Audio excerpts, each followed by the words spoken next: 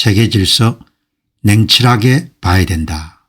이런 내용을 오늘 아주 지금 이제 세계 정세를 보는 아주 큰 시각, 이걸 이제 잘 갖고 있어야 개인이 이제 투자 세계에서든 아니면 나라 정책을 하는 분들이 이제 실수를 좀 줄일 수가 있겠죠.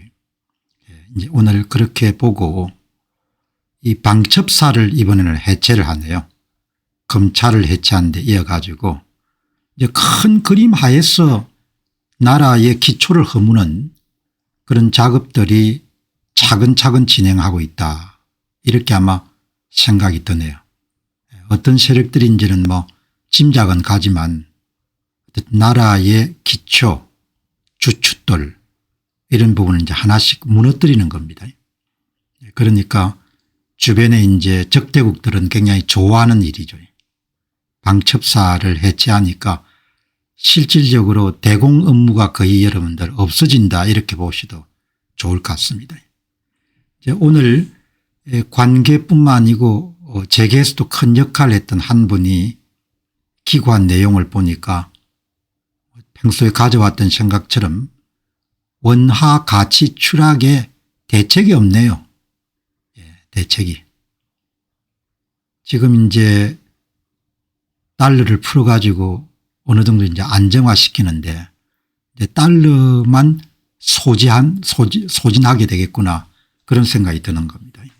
이제 오늘도 여러분들 어김없이 그 투자 세계도 집중적으로 다루도록 그렇게 하겠습니다. 그래서 여러분께서 시간 되시면은 마지막까지 보시고 오늘은 이제 준비를 하다 보니까 국내 뉴스도 좀 많고 또 세계 뉴스도 좀 많고 그래서 이제 다루는 한도까지 이렇게 투자 문제를 다루도록 그렇게 하겠습니다. 그래서 이제 오늘 좀 일찍 방송을 시작하게 됩니다.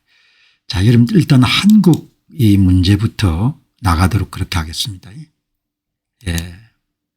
뭐 저는 벌써 다 알았는데 이럴 줄 몰랐냐 이런 이야기가 들어간 겁니다.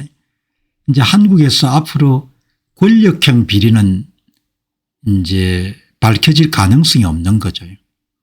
그래서 뭐 어떤 종류의 권력형 비리를 크든 작든 저지르더라도 전부 다 이제 은폐하거나 파묻을 수 있는 그런 나라가 된 거죠. 이제 그런 나라가 오래 갈 거로 저는 보거든요. 이제 오늘 보시게 되면은 이 정권 의혹은 모두 경찰에 넘겨 뭉개고 묻을 것이다. 그래서 제가 묻고 싶은 이야기가 당신들이 이렇게 될 줄 몰랐냐 이야기죠. 당신들이 적극적으로 여러분들 옹호하고 비호하고 변호해 가지고 이런 체제가 등장했지 않냐. 물론 이제 밥을 먹고 살아야 되니까 뭐 이런 이야기를 써야겠죠. 정권 의혹은 모두 경찰에 넘겨 뭉개고 묻을 것이다. 당연한 거죠. 검찰을 해체한 주요 여러분들 목표가 권력형 비리를 여러분들 덮는 거니까 검찰을 이제 해체하고 간첩 잡는 일은 방첩사를 해체하고 이제 경찰이니까 경찰이야 뭐 주군 노릇을 할 수가 있지 않습니까? 어느 나라든지 간에. 어제도 보니까 이란의 경찰이죠. 보안대가 자국민을 향해가 여러분들 총을 쏘더군요. 제가 참 놀랐습니다. 전부 다 넘겨서 이제 뭉개버리는 겁니다. 이거 다 예상했던 일인 거죠. 그러니까 뭐 글 쓴 사람들이 사돈남말하듯이 그렇게 이야기하는데 뭐 당신들이 다 이렇게 이런 세상 되는데 일조를 했으니까 여기 보시게 되면은 강선우 의원에게 공천을 위해 뒷돈 1억 원을 전달한 의혹을 받고 있는 김경 서울시 의원 등 관련자들이 텔레그램, 카카오톡 등 메시지업에서 최근 탈퇴 후에 재가입했다. 메신저 앱에서 탈퇴 후에 재가입하게 되면은 지금까지 이런 메시지가 다 없어지는 거죠. 기존의 대화 내용을 모두 다 삭제하기 위한 그런 조치고 경찰이 이들의 휴대전화를 압수하더라도 범죄를 뒷받침할 증거를 찾을 수 없다. 그렇게 된 거지 않습니까? 그 이제 전부 다 이렇게 묻을 겁니다. 그러니까 이제 권력을 잡았으니까 많이 안 해 먹겠습니까? 예, 위는 위대로 밑은 미대로 중간은 중간대로 다 할 건데 이제 걸릴 염려가 전혀 없는 겁니다. 예. 그러니까 여기 경찰은 8일 김병기 전 원내대표에게 1,000만 원을 건넸다가 돌려받았던 전직 서울 동작구 의원을 불러 조사했는데 이것도 진작 이름 불렀어야 되는 거죠. 그러니까 경찰이 이제 뭉개고 있다가 이제 언론에 화제가 되고 하니까 이제 사람을 부른 건데 다 이제 하는 신용을 하는 거죠. 폼을 잡는 겁니다. 이제 모든 권력형 비리는 밝혀질 수가 없는 겁니다. 그리고 이제 우리 편 아마 이제 앞으로 경찰이 전면의 수사권을 갖고 이제 행사하기 시작하게 되면은 정치인들한테 줄을 대 가지고 사건을 무마하는 경우도 굉장히 많아질 거거든요. 그런 거 잘하지 않습니까? 한국 사람들이 돈 먹고 이런들 봐주는 거. 그런 일들이 뭐 일상이 되겠죠. 경찰은 이 사건을 배당도 하지 않았다. 완전히 이제 깔아뭉개는 거죠. 그렇게 이제 돌아가는 겁니다. 그러니까 이제 이런 것이 앞으로 훨씬 더 이제 심화되겠죠. 초기 수사를 담당한 동작 경찰서의 형태는 그 자체가 범죄라고 할 수밖에 없다. 뭐 범죄라고 해봐야 뭐 너희들이 어떻게 할 거냐 이야기죠. 우리 편 봐주는 건데 이렇게 이제 돌아가는 겁니다. 그러니까 아마 이제 예전에 우리가 많이 봤던 것처럼 돈 찔러주고 사건 무마하고 뭐 이렇게 이제 엉망진창이 되겠죠. 근데 그렇게 이렇게 돌아가는 겁니다. 이것이 범죄가 아니고 무엇이 범죄란 말인가. 김병기 의원이 동작 경찰서장과 통화했고 경찰의 내사 자료까지 건네받았던 전직 비서관의 폭로가 있었다. 범죄죠. 범죄지만 이게 이제 나라가 실질적 일당 지배 체제가 되면은 벌어지는 그런 상황이지 않습니까? 그러니까 한국만 그런 게 아니고 뭐 베네수엘라나 터키나 이런 나라도 다 비슷비슷합니다. 사람이 여러분들 비슷하게 그렇게 됐으니까. 한국인들은 엄청난 기회를 놓친 거죠. 그리고 이제 마지막 기회가 윤 대통령이 패를 치고 있었는데 그거 이제 다 날려버린 거죠. 이런 체제가 오래오래 갈 겁니다. 오래오래. 지금 이제 이란 사태가 굉장히 심한데 이란이 뭐 정권 붕괴까지 오겠냐 그런 시각도 많지 않습니까? 그 정도 사람이 한 30여 명 죽고 이렇게 하더라도 정권을 바꾸기가 어려운 거죠. 그렇게 이제 지금 돌아가는데 지금 경찰은 수사기관이라고 할 수 없다. 이제 와서 아는 모양이죠. 수사기관에 왜 피를 쓰고 권력 비리를 덮는 하청기관에 가깝다. 제가 마음에 들어가 이런 붉은색으로 박스를 만들었습니다. 그걸 하나 참 잘 썼다. 경찰은 앞으로도 법치를 수행하는 제대로 된 수사기관이 될 수 없다. 인제 알았냐 이야기죠. 당신들이 그렇게 이름 만들었잖아 세상에. 그렇게 되려면 작은 씨앗이라고 보여야 되는데 전혀 가능성이 안 보인다. 민주당 정권은 자신들 의혹은 모두 경찰에 넘겨서 뭉갤 가능성이 높다. 아주 높죠. 그런데 이게 이제 뭐 3년 4년 가는 게 아니고 20년 30년 40년 이렇게 간다고 생각해 보시기 바랍니다. 앞이 안 보이는 겁니다. 앞이. 이렇게 지금 돼가는 겁니다. 한국의 식자청이나 한국의 지도청들이 여야를 불문하고 이런 세상을 만든 겁니다. 실질적 일당 지배체제 계급사회가 등장하게 된 거죠. 1987년도에 어렵게 민주화를 통해 가지고 이제 한국 역사상 처음으로 자유선거를 통해서 권력 교체가 가능한 나라를 만들었는데 한 40년 못 간 거죠. 40년. 그게 한국인의 실력인 겁니다. 그게 실력이고 그걸 지금 와가지고 뭐 아우성을 쳐봐야 가능성이 없다는 거죠. 가끔가다 왜 요즘에는 선거 문제 안 다룹니까? 이미 끝났으니까. 끝났으니까. 빨리 트럼프 대통령 오셔야 됩니다. 아니 바쁜 트럼프 대통령이 한국 문제에 개입을 왜 합니까? 자기 나라 자기 문제를 자기들이 해결해야 되는 거지. 말이라도 트럼프 대통령이 그런 말 하지 마세요. 자, 여러분들 뭐 정신줄을 다 놓은 겁니다. 지금 탈원전 하자는 사람들이 어디 있습니까? 배들이 불러가지고 정신줄을 놓은 거예요. 손가락 빨아야 아마 정신 차릴지 모르겠습니다. 기후에너지부 장관이 야 그래도 제가 지금까지는 탈원전이 좋다고 생각했는데 장관직을 맡아보고 나니까 탈원전해서 안 되겠습니다. 이런 정신 나간 이야기를 하는 겁니다.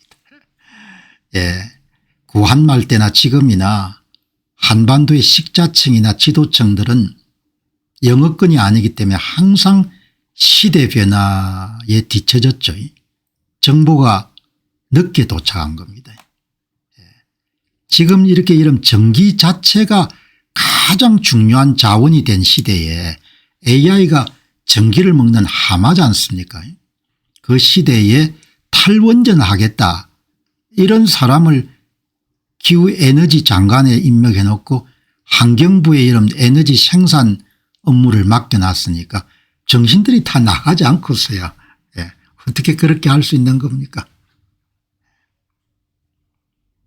반도에 갇혀 가지고 생각이 이렇게 짧아 가지고 여러분 지금은 전기만 있으면 지능을 생산할 수 있는 시대가 됐지 않습니까? 오늘 방송을 준비하다 보니까 챗 GPT의 여러분들 지능 생산 비용 자체가 거의 제로로 이름 접근하고 있더군요. 최저임금 수준까지 접근한 겁니다. 사람을 대체할 수 있는 거죠. 전기만 있으면 지능을 생산할 수 있는 시대에 살게 된 거지 않습니까? 전기를 생산을 못하니까 원가가 오르고 AI는 또 어떻게 이런 진행하겠습니까? 정부 첫 원전 필요성 인정 바로잡을 역주행 한둘이 아니다. 여기 이제 그래도 뭐 장관이 그거는 뭐 그래도 너무 철없는 사람은 아니네요. 김성환 장관 정부의 첫 원전 김성환 기후에너지 환경부 장관이 재생에너지에 한계가 있습니다. 원전이 필요합니다. 이걸 신규 원전 토론회에서 이야기를 했네요. 우리나라는 동서 길이가 짧아서 햇빛 비치는 시간이 매우 짧습니다. 최근에야 태양광이 부족하다는 문제를 느꼈습니다. 초등학생도 아는 것을 장관이 지금 와서 여러분들 한국에 태양광이 문제가 있다는 것을 1조 시간이 짧기 때문에 문제가 있다는 걸 지금 여러분 느낀 겁니다. 이러니 어떻게 되겠습니까? 이러니까 한마디로 참 내가 볼 때 한심해도 너무 한심한 겁니다. 문재인 정부 때 원전을 짓지 않겠다고 하면서 원전 수주를 하는 게 궁시했습니다. 한국은 반도체 등 주요한 산업 때문에 전력을 안정적으로 운영해야 됩니다. 반도체뿐만 아니고 73년도에 시작됐던 중화공 육성 정책을 가지고 지금 먹고 사는데 그 산업들이 전부 다 중후장대형 산업이고 에너지를 많이 소비하는 산업이지 않습니까? 전기 산업용 전기를 올려놓으면 수출 경쟁력을 유지할 수 있겠습니까? 장관이 지금 와가 이런 1조량이 짧기 때문에 한국이 태양광이 잘 안 맞는 것 같다 이렇게 이야기하지 않습니까? 반원전주의자였던 김성환 장관이 이제라도 미신에서 벗어나 현실을 있는 그대로 보게 된 것은 큰 다행이다. 질 좋고 저렴한 전기가 AI 반도체 강국의 필수 요건인 시대가 되었다. 앞으로의 진정한 가치는 에너지, 전기라는 말도 한다. 전기만 있으면 지능을 수돗물 꼭지에서 물이 콸콸 나오듯이 생산할 수 있는 시대가 됐잖아. 전기가 있어야 되잖아요. 전기가. 그러니까 이걸 보면은 구한말에 우리 조상들 탓할 필요가 없는 겁니다. 정신없이 살다가 나라를 빼앗겼지 않습니까? 그래서 제가 이제 궁금해 가지고 이 김성한 장관이 어떤 분인가 해보니까 65년생 60세네요. 전라남도 여수시 삼산면 거문도. 요즘에는 관직에 있는 사람은 대부분이 전라남도나 전라북도 사람 같습니다. 대한민국에는 전라도 사람밖에 없다는 생각이 가끔 드네요. 어제도 무슨 특검 내란 특검 조은석인가 하는 특검도 무슨 어디죠? 전라남도에 무슨 어디 장성 출신인가 그랬지 않습니까? 여기 보니까 연대 법대를 나왔네요. 법대 나오고 나서 어디 공부했겠습니까? 정치판에 울러다닌다고. 노원구 의원부터 시작해서 올라갔네요. 정부는 5년 내에 신차 50%를 전기 수소차로 못 채우면 한 대당 최대 300만 원의 벌금을 물리겠다고 한다. 전기차 수소차 이렇게 확대하면은 뭐가 생기는 모양이죠. 그렇지 않고서 이렇게 급하게 5년 내 신차 50%를 전기차 수소차로 어떻게 대체하는 겁니까? 이렇게 정신들이 없는 겁니다. 지난해 국내 신차 가운데 전기차 비율이 13.5%고 5년 만에 50%가 되는 게 가능한 일이 아니지 않습니까? 또 미국과 유럽은 그동안 전기차 확대를 위해 가지고 보조금 지원하는 것을 줄이고 또 미국은 없애버렸지 않습니까? 2035년까지 온실가스 배출을 2018년 대비 48% 줄이는 것도 산업계에 어마어마한 부담을 주는 거지 않습니까? 그걸 나서 가지고 53에 61%까지 감축하겠다 이렇게 하니까 정신줄 놓지 않고서 할 수 없는 거죠. 한국은 달러를 벌어야 되지 않습니까?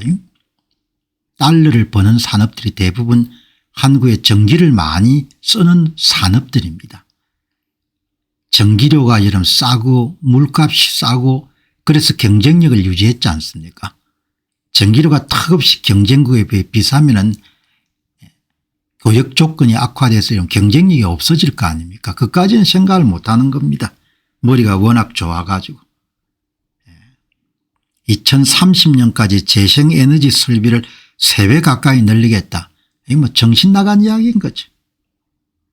남은 5년 동안 하루도 빠짐없이 대규모 대학 캠퍼스만한 36만 제곱미터 면적의 태양광을 깔아야 된다. 철이 없으면 가족들 데리고 고생합니다. 시대 변화를 잘 못 읽으면 식솔들 데리고 죽을 고생을 하는 거죠. 지금은 그래도 반도체가 선전해져 가지고 웬만큼 세수도 확보되고 이렇게 하는데 다음에 이런 반도체 없어지는 날도 항상 생각을 해야 될 거 아닙니까? 꼭 이 보면 성리학 후손들 다운 것 같아요. 뭐든 극단적인 겁니다. 이렇게. 원전 없이 여러분들 AI 시대를 어떻게 헤쳐나갑니까? 트럼프 행정부가 기후에너지 관련해 보조금이라 이런 거 다 삭감하고 국제기관들에 대해 다 삭감하고 사기다 이렇게 이야기하지 않습니까? 사기인지 아닌지는 살펴봐야겠지만 철 좀 들어야 되는 거죠. 밥이 어디서 오는 겁니까? 밥이 그냥 하늘에 떨어지는 게 아니지 않습니까? 물건 생산해 가지고 수출해서 경쟁력이 있어 가지고 그렇게 해서 여러분들 달러를 벌 수 있는 거지 않습니까?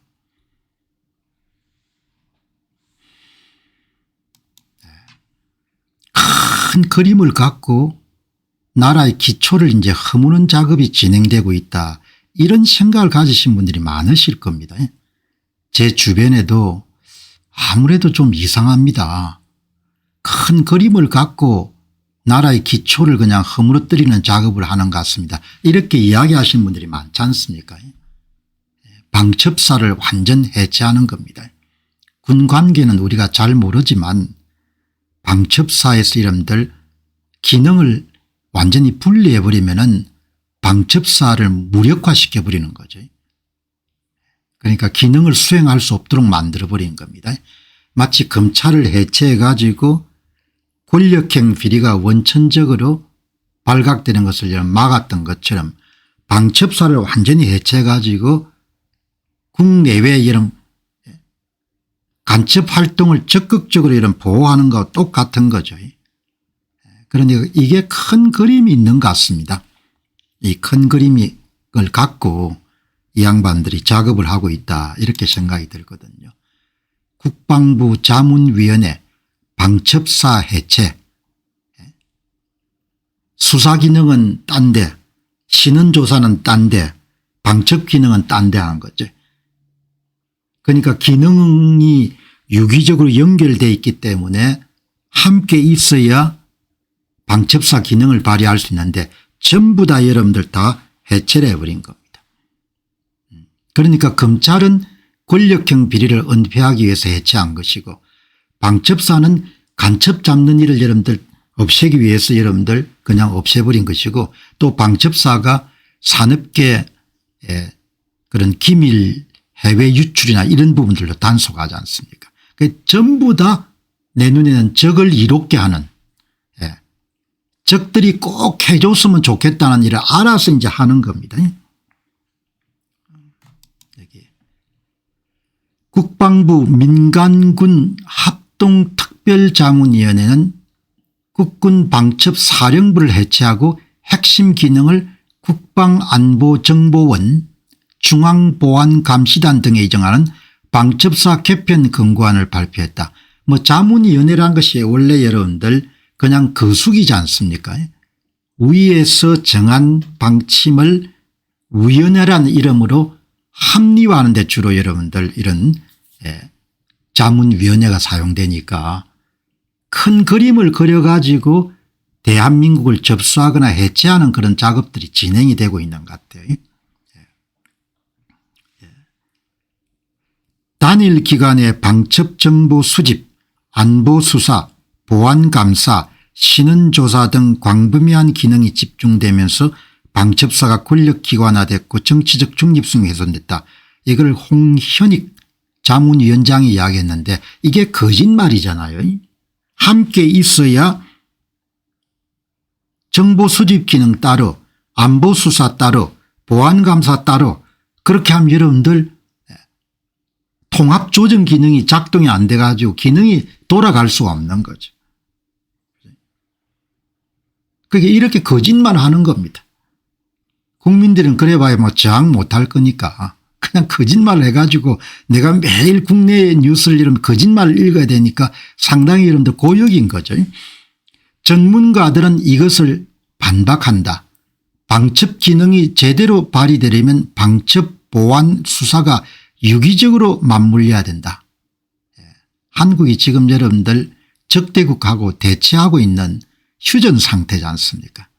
이런 나라에서 정보 기능을 전부 다 무력화시키는 겁니다. 이게 여러분들 누가 계획을 갖고 지도하는 거지 그냥 하는 건 아닌 거죠. 가장 좋아할 사람이 누구겠습니까? 북한의 김정은이 가장 좋아할 거고 그다음 좋아하는 사람 누구? 중국 공산당이 좋아하겠죠. 보안에서 이상 징후가 발견되면 방첩이 내사하고 필요시 수사로 이어져야 되는 골든타임 내에 조치를 할 수 있다. 그게 기관마다 전부 다 분리해 놓은 겁니다. 아무것도 하지 말라는 겁니다. 한 정보 분야 전문가는 보안과 방첩을 분리한 정보기관은 세계 어느 나라에도 찾아볼 수가 없다. 자기 나라의 가장 기본적인 그런 기초 골격을 허물어뜨리는 겁니다. 허물어뜨려 가지고 그다음 뭐 본인들이 원하는 세상으로 몰고 가겠죠. 검찰을 해체하고 선거를 장악하고 방첩사를 해체하고 대법관을 무력하고 전부 다 그렇게 돌아가는 것. 한 기관에서 할 수 있는 일을 뿔뿔이 흩어놓은 뒤에 해비체라는 옥상옥 구조를 통해 통제하겠다는 거 하는 계획을 갖고 있는데 기존 방첩사 체제보다 기민한 대응은 어려워질 수밖에 없다. 기능이 저는 돌아갈 수 없는 거죠. 그러니까 완전히 한국에서 방첩 기능을 없애버리는 겁니다. 그렇죠. 이렇게 해서 여러분들 나라가 그냥 완전히 박살이 나는 거죠. 체제를 유지할 수 있을지 모르겠습니다. 독립은 뭐 물론이고. 방첩사는 국가 전복, 테러, 간첩작전, 방산 스파이 관련 정보를 수집하고 이를 억제하는 방패 역할을 해왔다. 이걸 무력화해 보는 겁니다. 누가 좋아하겠습니까? 김정은이가 뭐 땡큐 베리 마치 하겠죠. 뭐. 중국 공산당이 땡큐 베리 마치 하겠습니다. 이렇게 여러분들 뭐 나라가 돌아가는 겁니다. 여기 이제 밑에 보니까 관심 있게 많은 분들이 글을 남겨놨는데 이제 중국이 다 먹게 자리를 쫙 꽈라놨다. 그렇게 이야기하고 나라 돌아가는 꼴이 어찌 좀 불길하다. 북한이 좋아하는 일만 골라서 하네 이렇게 이야기하지 않습니까?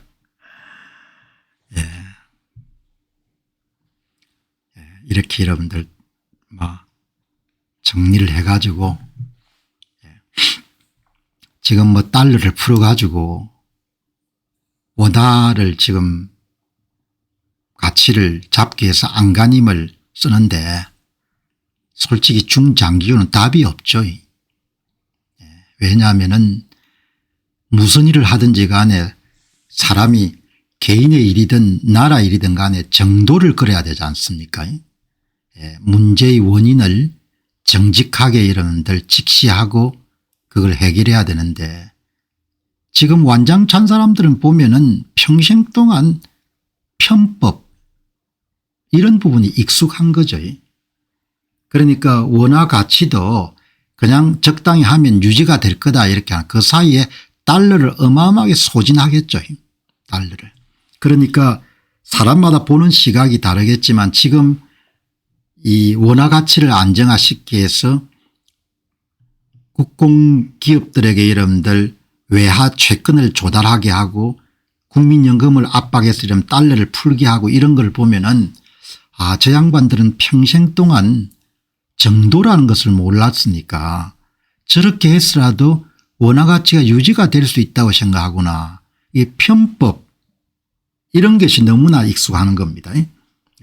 여러분 답이 없는 겁니다. 그러니까 미국 여러분들 투자 열심히 하시기 바랍니다. 하실 수가 있으면 그건 달러와 자산을 갖고 있는 거니까. 여기에 여러분들 오늘 특별한 분입니다. 이 박병원 전 청와대 경제수석은 재경부에서도 오래 활동을 했지만 재경부를 그만두고 경총에서도 상당히 여러분들 오랫동안 있었기 때문에 그런 현장 사정을 아주 잘 아는 그런 분입니다. 그래서 제가 관심 있게 읽어봤습니다. 환율 안정, 투자 유치 이외에는 길이 없다. 그러면 길이 없는 거지 뭐. 노란봉투법 여러분들 통과시켜 가지고 으쌰으쌰하는 나라에 외자들이 이런 직접 투자는 어떻게 하겠습니까? 물론 삼성전자나 SK하이닉스를 보고 여러분들 정권 투자는 하겠죠. 주식 투자는 하겠지만 해외 직접 투자는 안 들어오겠죠.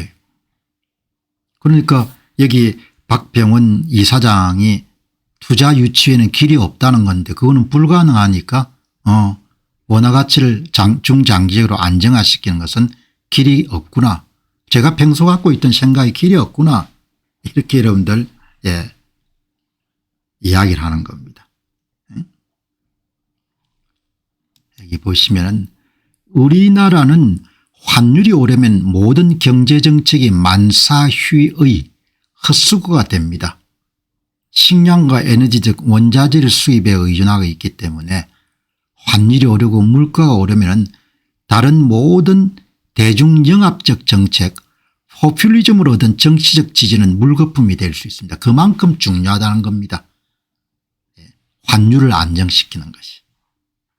그러니까 문 정권의 이름 그렇게 욕먹고 무리하게 해가지고 최저임금 올려놨지만 환율 때문에 전부 다 조정해 보니까 아무것도 안 올린 거하고 똑같은 결과가 나온 거지 않습니까? 아주 중요하다는 겁니다. 이게 중요한데 그다음 이제 달러 공급 수요를 여러분들 간단하게 테이블 하나 만들어 봤습니다. 지금 이제 외환시장에 달러가 공급되는 것은 무역수지 흑자 1200억 달러 본은 소득 수지 흑자 300억 달러, 외국인 직접 투자 50억 달러, 외국인 정권 투자 280억 달러, 외국인들이 여러분들 들고 들어온 것이 340억 달러 들어왔네요. 총 공급이 1830억 달러입니다. 총 수요가 1630억 달러, 해외 직접 투자 유출 380억 달러, 해외 정권 투자 유출 750억 달러, 서비스 수지 적자 250억 달러, 대미 투자 약속 매년 200억 달러, 거주자 외화 예금 증가 50억 달러. 약간 그래도 여러분들 공급이 늘어나는데 시장은 굉장히 불안하게 보는 거죠.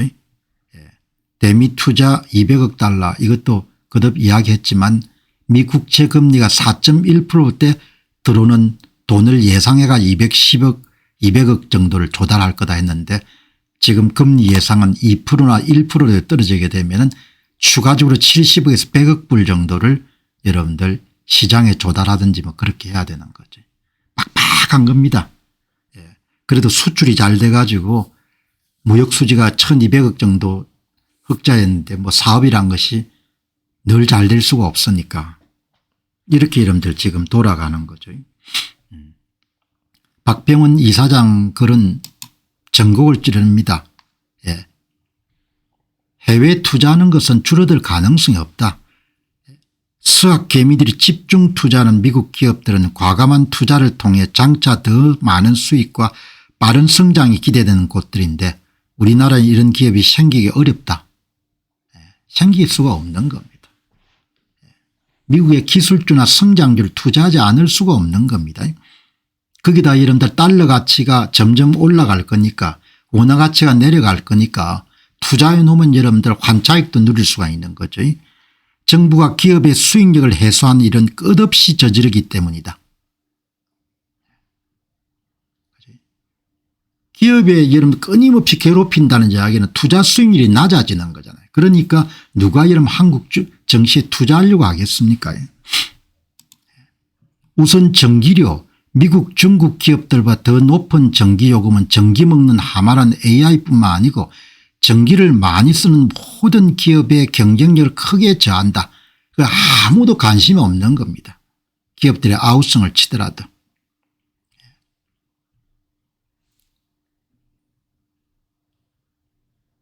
기업에 더 많이 전기료 부담을 시키면 그 과정에서 기업의 경쟁력과 수익률은 훼손될 수밖에 없다.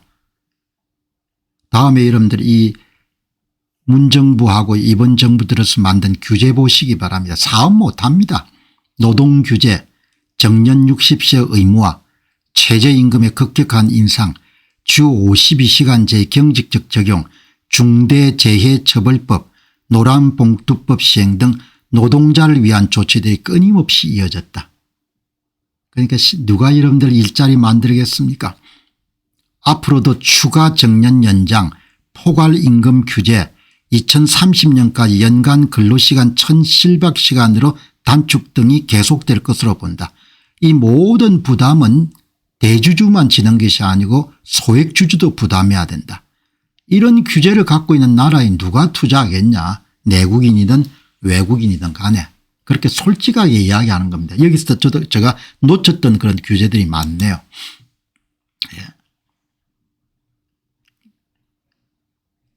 MIT 청와대를 하나라도 만들어보자는 그런 정책이 갑자기 서울대 10개 만들기란 지역균형 발전 대책으로 순식간에 둔갑하는 나라다. 반도체 산업에 대한 주 52시간 노동 예외 인정조차도 수도권 이외 지역에 투자할 때만 검토하자는 나라다. 한가하기 짝이 없는 자세다. 그런 열악한 상황 속에서도 삼성전자나 SK하이닉스가 선전하는 걸 보게 되면 거의 기적적인 일 같다는 생각이 드는 거. 그러면 그는 기적적인 일이 전 세대가 잘해서 이룬 거지 않습니까? 한 나라 돈의 가치는 국제적으로는 환율로 국내적으로는 금리로 측정된다. 국내 경제가 부진하여 금리가 낮은 나라의 돈은 고성장을 계속하면서 금리가 높은 나라의 돈에 비해 가치가 떨어질 수밖에 없다. 한국의 기준금리가 미국보다 낮은 상황이 3년 6개월 동안 계속되고 있고 아직도 미국 금리가 1.25%포인트나 높은데 환율이 지금까지 버텨준 것만 하더라도 기특할 따름이다. 환율 안정대책은 한국 경제와 기업이 더 매력적이게 만드는 것 이외에는 따로 있는 것이 아니다. 마지막 문장이 뭔가 하니 대책이 없다는 겁니다. 대책이. 그래서 돈은 이민 보내고 열심히 여러분들 좋은 기업에 투자돼 가지고 돈을 자기를 위해서 벌 수 있도록 그렇게 노력하는 수밖에 없는 거죠. 제가 박병원 이사장이 관계에서나 여러분들 이런 재계에서나 역할을 했기 때문에 환율 문제에서 무슨 대안이 있는 이야기를 하나 이렇게 읽어보니까 마지막 결론이 보니까 대안이 없다는 겁니다. 그럼 지금 이제 달러를 풀어가 여러분들 원화 가치를 안정화시키는 것이 전부 다 달러를 소진하는 거죠. 소진하는 거고 나중에 여러분들 국민연금도 어마어마하게 돈을 많이 소진하겠죠. 이렇게 여러분 돌아가는 겁니다. 뭐 낙담할 필요는 없고 답이 없는 걸 답이 있다고 여러분들 다 신문들이 이야기를 많이 하니까 제가 명확히 이런 땅땅땅 여러분들 그냥 방망이를 그냥 내리치는 겁니다. 답이 없다는 거죠. SK 최태원 회장이 기회는 5년 남았다. 기회 없습니다. 그거는 최태원 회장이 그러면 기회가 없다고 할 수 있겠습니까? 최태원 회장만 하더라도 정치적으로 발언을 할 수밖에 없는 입장이지 않습니까? 최태원 회장이 5년 있다고 이러면 그걸 믿으면 어떻게 되는 겁니까? 차라리 내 말을 더 믿는 게 낫겠죠. 시간은 다 지나간 겁니다. 그리고 한국이 경쟁력을 가진 분야는 거의 이제 없어지는 거죠. 그래도 여러분들 이 사람들 장기 연임하자는 이야기가 지금 나오지 않습니까? 이런 이야기 난 나올 줄 벌써 알았습니다. 한 번 해서 안 되죠. 이 좋은 자리를 여러분들 뭐 두 번 세 번 해보면 좋지 않겠습니까? 여기 이제 오늘 제가 이 말씀을 드리는 것은 여기 보시면은 어느 한 경제신문에 보니까 이런 게 나온 겁니다. 20년 연임 가자. 이재명 지지자들이 난리가 난 이유 이런 게 나온 겁니다. 그래서 지금 뭐 집권 시작된 지 얼마 안 됐는데 무슨 20년 이야기가 나오나 이렇게 생각해 가지고 기자가 정성껏 글을 썼네요. 현장 분위기를. 5년 짧다. 20년 연임 가자. 지지자들 난리난 질문. 이렇게 여러분들 나와 가지고 우리는 5년마다 대통령이 바뀌는데 아마 이번에 중국에 가가지고 조선족인가 하는 사람이 질문을 던졌는 모양입니다. 여기 사는 제중 동포들은 정권이 바뀔 때마다 삶에 상당히 큰 영향을 받습니다. 대통령의 정치적 상상력을 말해 주십시오. 이런 질문 던지는 조선족도 참 대단하죠. 그러니까 한국이 중국처럼 됐으면 좋겠다는 거 아닙니까? 기가 찬 이야기인 거죠. 그러니까 이런 거 보고 야, 참 대단하다 그런 생각이 뭐 한 사람이 안 하더라도 뭐 몇십 년 하는 것은 정해진 건데 여기 보시면은 이제 이 질문을 던지니까 현직 대통령이 답을 한 겁니다. 대한민국 5년 단임제 이 점에 대해 사실 중국도 관심을 보이기도 했습니다. 지속성을 담보할 수 있느냐 앞으로 어떻게 될지 어떻게 아느냐 그런 이야기인데 사실 그 말도 일리가 있습니다. 일본도 사실 일당이 계속 집권하고 있고 마음에 드는 모양입니다. 뭐 일당이 앞으로 지배할 건데 뭐 주변 국가 보면 대부분 그렇습니다. 주변에 이런 대부분 국가들이 일당 지배를 하고 있다는 겁니다.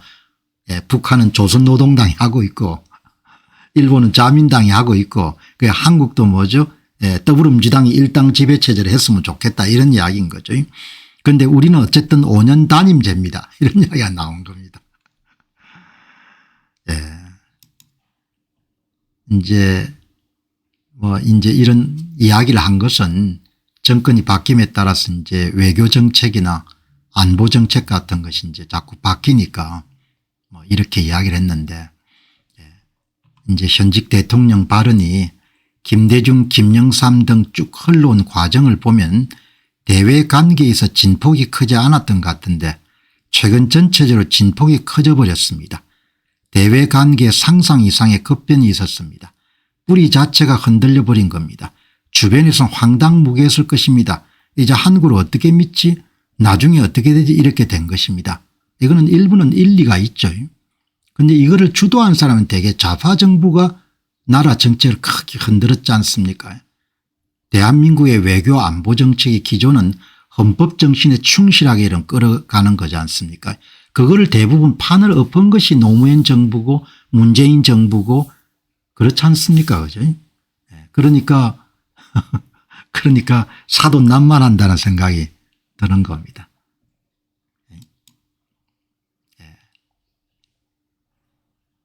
그러나 뭐 어떻게 하겠습니까? 할 수 없죠. 운명이다. 물론 불안정난 때문에 정책 결정이나 국가 간 관계를 수립하는데 어려움이 있는 것은 이해합니다. 그러나 특히 한반도 평화에 관한 문제는 지금이 기회입니다. 쉽게 뒤집지 못하게 제도화하면 됩니다. 한 번 더 하고 또 한 번 더 했으면 안 좋겠습니까? 본인 마음이야. 수완이 워낙 뛰어난 사람이니까 그렇게 만들 수도 있겠죠. 어차피 더불어민주당이 나오면 무조건 되게 돼 있으니까. 그죠? 대한민국의 헌법이 그런데 무슨 정치적 상상을 하겠습니까? 그냥 가는 겁니다. 그러나 저는 그런 건 믿습니다. 국민의 바다 민중의 바다 민중의 강물 위에 떠 있는 배 같은 존재가 정치고 권력이니까 대한민국 국민의 집단지성의 생각이나 판단에 크게 바뀌지 않을 것입니다. 그렇게 보는 겁니다. 어차피 일당 체제가 된 거고 그 동네 사람 내면은 후보 내면 다 되게 돼 있지 않습니까? 되게 돼 있으니까 그러니까 뭐 이 씨가 하든 김 씨가 하든 이 씨가 2번 해 먹든 이 씨가 3번 해 먹든 그건 이제 본인들이 결정하겠죠. 국민들이 힘이 없으니까. 아직도 국민들이 힘이 있다고 생각하시는 분들이 계실지 모르겠는데 뭐 여기 20년 가자 뭐 이런 이야기들이 아마 지지층에서 그때 인터뷰가 유튜브로 아마 방송이 된 모양인데 이 대통령이 장기 집권 의중을 드러낸 게 아니나 의심의 눈초리가 나왔지만 뭐 이렇게 나온 겁니다. 그때 완전히 장악당한 거죠. 그래서 뭐 정권 교체는 이제 없는 겁니다. 정권 교체는. 그게 의구심이 들면 이번 지방선거를 보시게 되면 한 번 더 확인할 수가 있을 겁니다. 지방선거를 보시게 되면. 한국 사람들이 의의가 없죠. 패기도 없고 그냥 여러분들 아무튼 간에 지금 세대는 큰 죄를 다음 후손들한테 이렇게 범한 거죠. 어떻든 이 기사를 해석하는 사람마다 다르겠지만 실질적 일당 지배체제가 된 거죠. 자, 한국 이야기 답답합니다. 답답하고 건설적인 이야기가 별로 없죠. 그러나 뭐 분명히 여러분이 아셔야 될 거는 정권 교체는 요원하다 이야기죠. 거의 불가능하다 그렇게 보면 되겠죠. 그러면 경제가 어떻게 되겠냐. 그거는 뭐 여러분들이 경제적 상상력을 발휘하셔 가지고 예상해 보시고 그럼 내가 어떻게 해야 되겠냐 이런 부분은 거기에 따라서 결정하시면 될 것 같습니다. 자, 이제 여러분들 답답한 이야기 두고 세계 문제 좀 들어가도록 그렇게 하겠습니다. 요즘에 이제 베네수엘라 문제가 이제 조금 시야를 넓힐 필요는 있고 아시는 분도 계시겠지만 이 베네수엘라에 미국이 개입한 문제를 조금 더 우리가 다른 유튜브를 보시는 분들 비해 가지고 조금 더 정확하게 우리가 알면은 국제 정세를 판단하고 그다음에 투자자로서도 굉장히 중요하죠. 이런 문제를 이해하는 것이.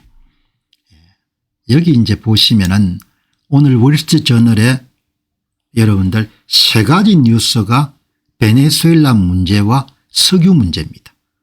그만큼 미국인들한테 석유가 중요한 겁니다. 오늘 월스트리트 여러분들 톱 뉴스에 뉴스 3개가 그래서 여러분과 함께 공유할 만한 충분한 가치가 있다 봅니다. 일단 톱 뉴스 있죠. 미국이 어떤 다른 나라보다 석유를 많이 생산하는데 왜 베네수엘라 석유까지 필요할까 이런 주제를 다룬 겁니다. 이런 주제가 나온 겁니다. 어떤 다른 나라보다도 미국이 지금 석유를 많이 생산하는데 왜 베네수엘라 석유까지 필요할까 이렇게 나오는 거죠. 예. 그러니까 여기 이제 보시면은 예, 이게 이제 미국의 주요 유정들입니다. 예.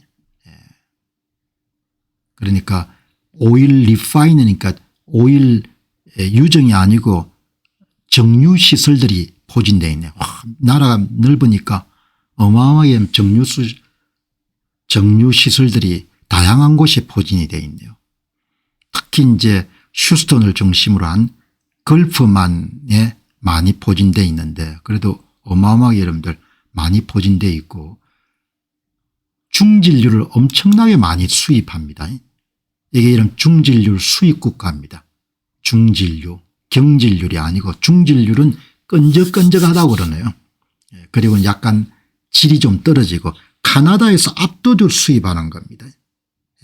카나다에서 압도적으로 수입하는데 미국이 세계 최대 석유 생산국임에도 불구하고 베네수엘라 원유를 필요로 한 이유는 국내 생산 원유와 정제시설 사이의 종류 불일치 때문입니다. 미국의 정유시설들은 수십 년 전부터 베네수엘라산 같은 중진류 처리에 최적화되어 설계되어 있습니다. 그런데 현재 미국에 쏟아져 나오는 셰일 오일은 대부분 경질류입니다. 따라서 미국은 자국에서 많이 생산한 경질류를 해외 수출하고 그다음에 정제 시스템을 효율적으로 운영할 수 있는 중진류를 캐나다로부터 수입하는 겁니다. 아주 독특한 에너지 구조를 갖고 있는 거죠. 그러니까 과거의 주요 공급처였던 베네수엘라 생산량이 급감하고 수출 방향이 중국 등으로 바뀌면서 미국의 정제업계는 심각한 중진류 공급 부족 문제를 겪고 있다. 그게 여러분 기사의 핵심이네요. 그래서 캐나다에서 거의 전량을 수입하는 겁니다. 현재 캐나다는 다른 모든 국가를 합친 것보다 많은 양을 미국에 공급하고 있는데 미국은 자국 정제소에 맞지 않는 경질류를 해외로 수출하고 일일 400만 배럴 이상을 수출하네요. 그리고 이제 정제시설이 잘 갖춰진 중진류를 캐나다로부터 전량 수입해 가지고 처리하는 그래서 중진류 공급선을 확보해야 한다는 에너지 안보 차원에서 그래서 이번에 아마 개입할 수밖에 없었다. 이렇게 여러분들 정리가 되어 있네요. 그다음 여러분들 여기에서 나오는 기사 가운데 또 하나는 미국의 행정부가 트럼프 팀이 베네수엘라 오일을 수년간처럼 통제하는 그런 정책적인 계획을 지금 가동시키고 있다. 이런 내용이 나오네요. 여기 이제 보시면은 트럼프 행정부가 마두로 체제 전복 이후에 베네수엘라 국영기업에 대한 실질적인 통제권을 확보해서 유가를 배럴당 50달러 선으로 낮추는 파격적인 계획을 추진합니다. 인플레를 억제하기 위해 가지고. 그러니까 이런 큰 그림이 있는 겁니다. 미국이 자국 내의 인플레이션 억제를 위해가 유가를 현재 56불 수준에서 50달러까지 낮추기 위한 공급원이 필요하다는 거죠. 이것은 러시아와 중국을 베네수엘라에서 완전히 축출하고 서반구의 석유 패권을 완전히 장악하려는 전략입니다. 미국 내 정제 수요 충족과 인플레이션 억제를 동시에 겨냥하고 있습니다. 이렇게 여러분들 지금 이런 큰 그림을 우리가 이제 파악을 하고 있어야 되는 거죠. 석유 패권의 수직 계열화 유가 50달러를 목표로 두고 현재 56달러에서 6달러 정도를 낮춰야겠다는 겁니다. 그리고 서반구 전체 에너지 자원 접근 면에서 중국과 러시아와 이란을 완전히 배제하겠다는 거죠. 그러니까 뭐 이런 선택이 좋으냐 싫으냐 이런 문제는 의견은 가질 수가 있지만 미국 대통령이 선택한 전략은 우리는 이해를 할 수 있어야 된다는 거죠. 그러니까 제재로 묶여있던 3천만 5천만 배럴의 재고율을 즉각 방출하고 판매된 금은 미국 관리하에 계좌에 예치한 이후에 베네수엘라 임시정부에 단계적으로 지급할 예정이다. 그런데 유가가 이제 50달러 밑으로 떨어지게 되면 셰일 업계가 또 타격을 받는 모양이죠. 그리고 이제 베네수엘라에 대한 통제권을 확실히 유지해야 미국 기업들이 여러분들 엄청난 또 자원을 투입해 가지고 정제시설을 현대화에 나설 것이다. 이런 내용이다. 대충 여러분 감이 이제 잡히죠. 어떤 내용인지. 그리고 완전히 이제 배제시키는 겁니다. 미국이 그림자 선단을 완전히 배제하는 것을 목표로 하고 있다. 베네수엘라부터 물러나라 이야기죠. 미국 트럼프 행정부가 베네수엘라를 상대로 한 석유 검수 조치를 강화하며 이른바 돈노주의를 본격화하고 있습니다. 서방구 내 적대 세력의 개입을 차단하고 미국의 석유 패권을 공고히 하겠다는 강력한 경고 메시지를 보냈습니다. 이렇게 되는 겁니다. 그러니까 뭐 한국 신문들은 좀 적대적인 그런 논평이나 이런 것도 있는데 미국이 갖고 있는 그런 뭐 전략이라는 부분들은 이런 차원에서 미국이 결국은 지정학적 레버리지를 확보해 가지고 적대국들이 베네수엘라 석유에 여러분들 접근할 수 있는 가능성을 원천적으로 차단해 버리는 겁니다. 서방구의 에너지 자원을 미국이 직접 통제하겠다. 적극적으로 자국 이익을 극대화하기 위해서 개입하겠다.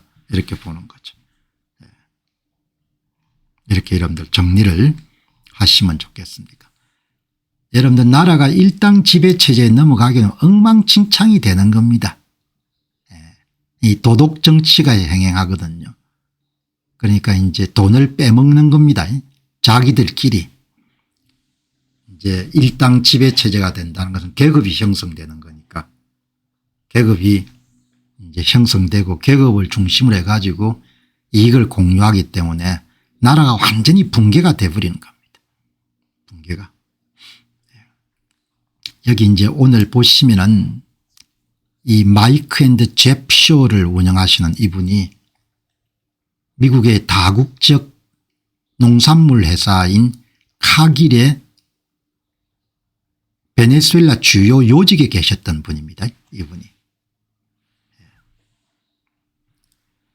그래서 이분이 자기가 베네수엘라에 있을 때 카길의 여러분들 근무하는 사람으로서 본인이 베네수엘라 정치가 어떤 식으로 국민들을 망가뜨리는 것을 리포트를 쓴 겁니다.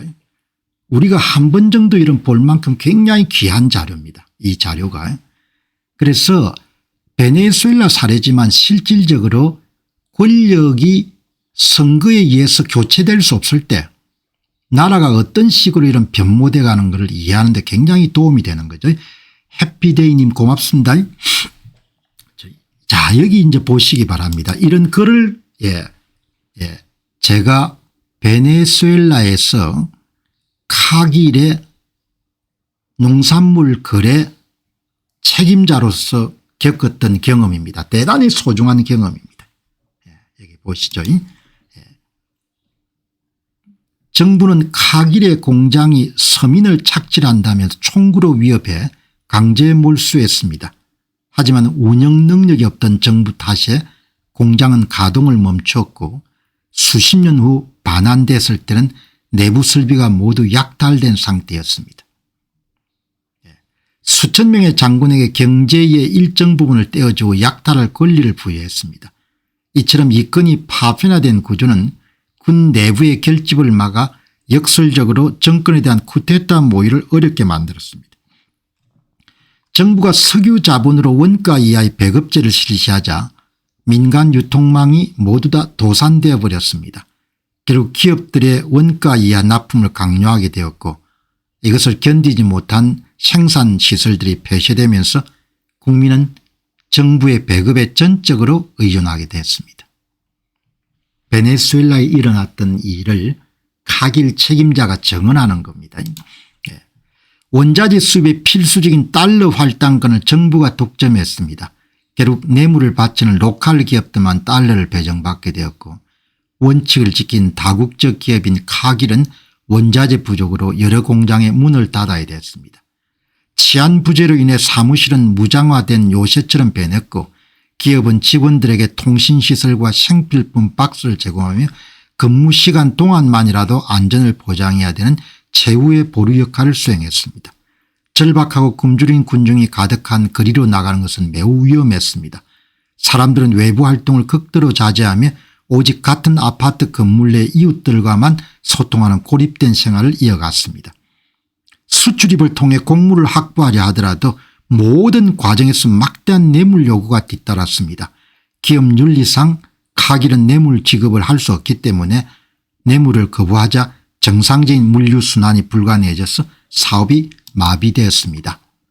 독립적인 식량 공급망을 만들려고 했지만 굶주린 사람들이 종자용 밀가지 식량으로 약탈해 갔습니다. 외부에서 보낸 구호용 종자조차 항구에서 도난당하지 않고 반출할 방법이 없었습니다. 사료산업이 완전히 무너졌습니다. 가축을 키워내더라도 총을 든 굶주린 약탈자로부터 재산을 지킬 방법이 없었기 때문입니다. 생산보다도 약탈이 최우선적으로 간주되는 사회로 변질됐습니다. 결국 고급 인력과 지식인들은 나라를 떠났습니다.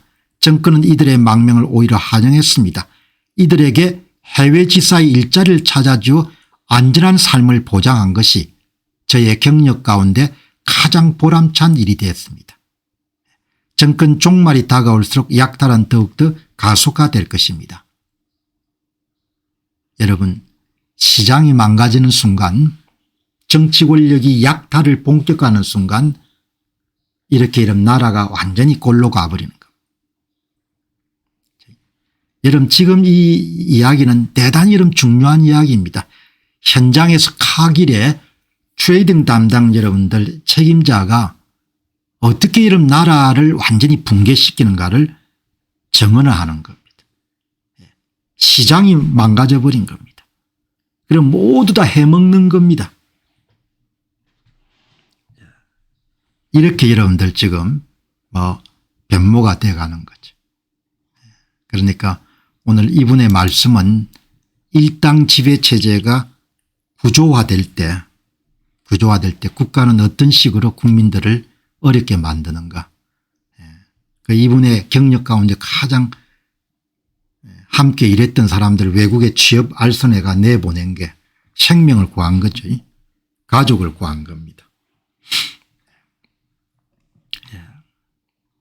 자, 여기 이제 이란 시위가 날로 격화가 되고 있네요.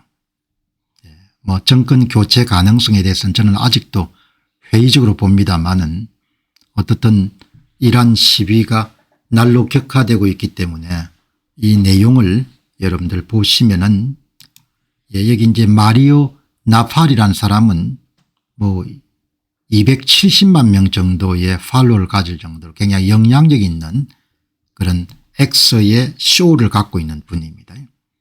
이게 이제 글을 하나 올렸네요. 여기 보니까 이번에 마두로 축출에 큰 역할을 했던 엘리트 군대인 델타 포스가 중동 지역으로 파송이 됐다. 델타 포스가 마두를 잡았던 지금 미들 이스트로 그렇게 여러분들 재배치가 됐다. 이란 위기가 가속화되면서 베네수엘라의 니콜라스 마두로를 체포했던 델타 포스 등 엘리트 특수작전 부대가 이란 위기 고조에 따라 중동으로 재배치되고 있습니다. 미국의 전략 수송기들이 영국을 거쳐서 동쪽으로 이동 중이고 델타 포스 대원들은 이란의 지원을 받는 무장 세력을 겨냥해서 시리아 및 요르단과 접한 이라크 국경 지역에 배치된 것으로 알려졌습니다. 이제 항공기가 이동하는 경로를 대부분 다 추적하지 않습니까? 그런 내용이 이제 오늘 나왔고, 여기 이제 협의는 이란인들이 굉장히 똑똑한 사람들이 많죠. 미국 내에서도 과학계 이런 데 영향을 미치는 분들이 많은데, 마이크로소프트사의 AI 총책임자가 무스타파라는 아주 젊은 분도 이란계죠. 이란계 미국인들.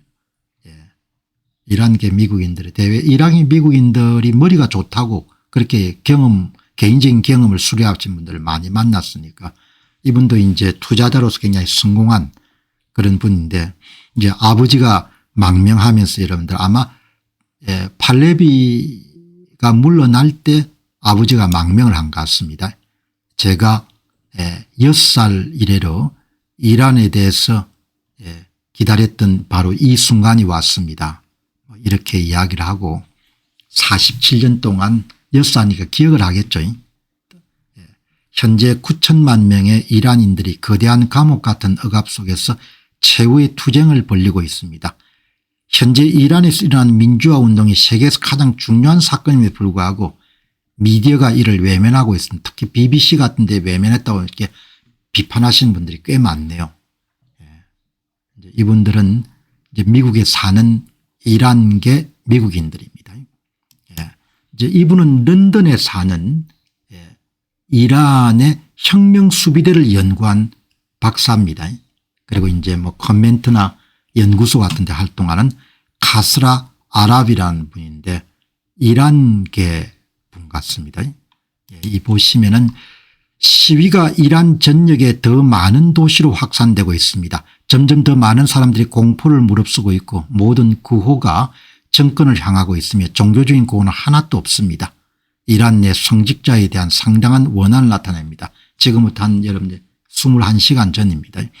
우리는 이란 거리에서 혁명적인 분위기를 목격하고 있습니다. 이란인들은 정권 교체를 원합니다.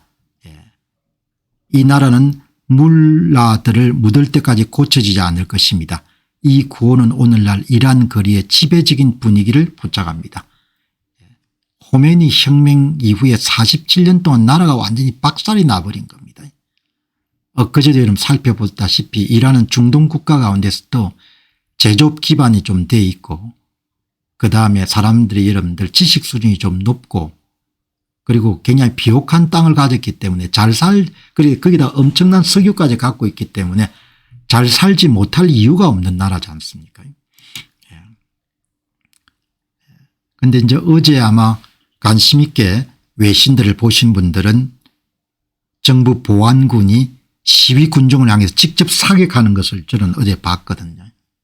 그러니까 사망자가 꽤 많이 지금 24명 정도 발생했다고 하는데 그러나 이제 뭐 무슨 이란의 최고 종교 지도자가 소련을 망망하기 위해 가지고 이런들 수송기를 준비하고 있다 이런 거 있지만 이렇게 이제 사태가 격렬하게 전개가 되면은 역정보들이 많지 않습니까? 믿을 수 없는 정보들이 잘 변별해서 봐야 될 것 같아요. 아직 그 정도는 아닌 것 같고 이란 상황은 체제가 40년간 유지되어 온 충성 시스템이기 때문에 이게 붕괴가 되려면은 더 격렬한 그런 소요나 시위 사태 동시에 이스라엘이나 미국의 개입 같은 그런 외부적인 충격이 있어야 정권 몰락이 가능하겠죠.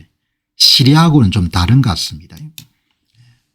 전문가들은 체제 붕괴의 가능성을 언급하고 있지만 아직 먼 이야기로 보는 시각이 유력하고 체제 붕괴는 시민들의 저항의 강도뿐만 아니고 외부 요인의 영향을 받을 것으로 본다.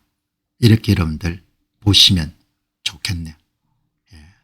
그래서 이제 오늘 보시면은 이제 소요가 아마 팔레비 왕의 장남되는 분이 8시에 모두 다 걸기하라고 그렇게 여러분들 뭐 메시지를 내보내 가지고 이란의 전 도시에서 이런 사람들이 8시에 광장이 결집되는 그런 일들이 벌어졌는데 그러니까 이제 시위와 관련된 뉴스가 퍼지는 걸 막기 위해 가지고 이슬람 혁명정부에서 인터넷 차단을 해버린 거죠.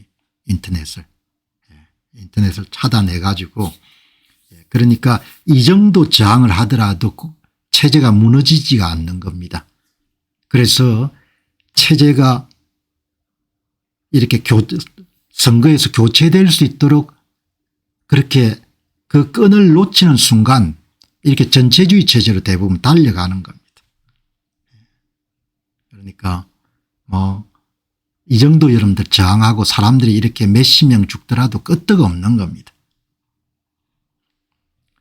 그러니까 체제에서 권력 교체가 불가능해지게 되면 이런 체제가 수십 년을 가는 겁니다. 수십 년. 사람이 죽어나가도 꼼짝 안 하는 겁니다. 여기 이제 보시면은 이 니오 버그라는 사람이 X에서 활동하는 이란계 주입니다. 그러니까 바빌론 유폐 때 아마 같은 조상들 후손들이겠죠.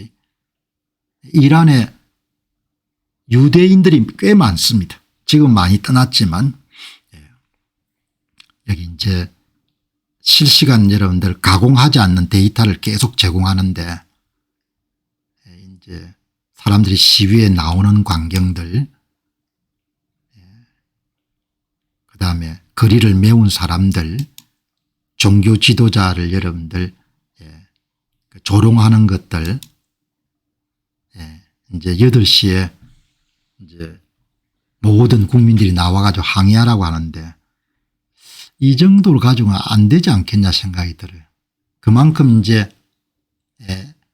혁명이라는 이름으로 새로운 계급이 탄생하게 되면은 그 계급들이 엄청난 여러분들 또 세력들을 형성하게, 그 계급의 덕을 보는 사람들이 한국에 주는 메시지가 굉장히 심대합니다. 이게 체제가 일단 넘어가 버리게 되면은 되찾는데 어마어마한 여러분들 힘든 거죠. 그러나 뭐 그렇게 심각하게 받아들이는 사람은 많지 않을 겁니다. 자, 여러분 이제 오늘 투자 문제 들어가도록 그렇게 하겠습니다.